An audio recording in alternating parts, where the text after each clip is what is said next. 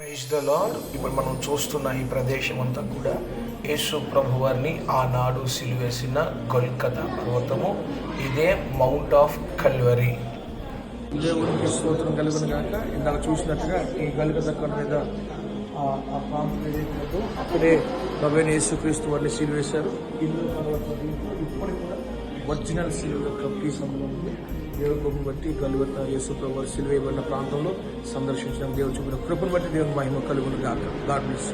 పై వస్త్రం తీసింది, ఆయన మేకులు పట్టింది. అలాగే ఇప్పుడు మన ప్రాంతం ఏంటంటే ఈ రాళ్ళు యేసు ప్రభు వారు సిలువేయబడిన తర్వాత వచ్చిన భూకంపానికి పగిలిన రాళ్ళు. అలాగనే ఇక్కడనే యేసు ప్రభు వారిని సిలువేశారు. ఆ గొయ్య ఈ బలిపీఠం కింద ఉంది.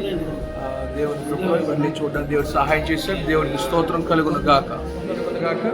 ఈ ప్రాంతంలోనే ఈ కల్వరి కొండ కిందనే యేసు ప్రభు వారిని సిలువేసిన సిలువ, ఆయనకు కొట్టిన మేకులు, ఆయన తల పెట్టిన ముళ్ళగేటు, ఆయన తల మీద పెట్టిన అయ్యన్నారై బొట్టు దొరికింది.